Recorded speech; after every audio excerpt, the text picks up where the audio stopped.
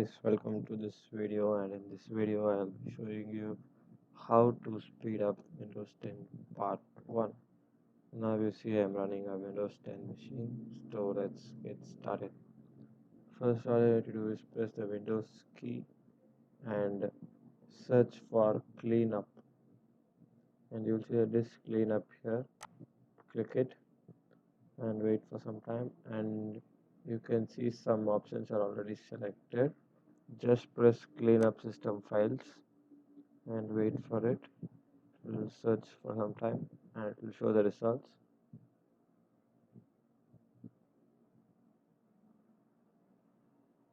Checking the whole system for files to clean up, so it may take some time.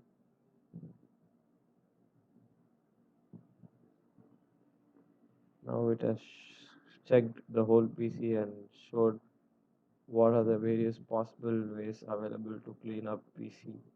You see I have selected everything, but in your case you may have something left out which you don't want to delete, but in my case I want to delete everything, so I am selecting everything.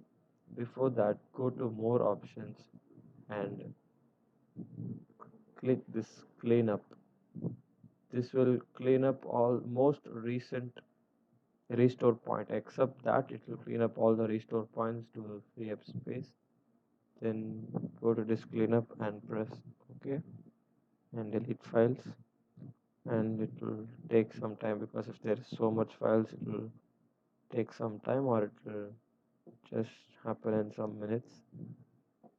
So this is easy way of how to speed up your Windows 10 machine part 1. Thanks for watching.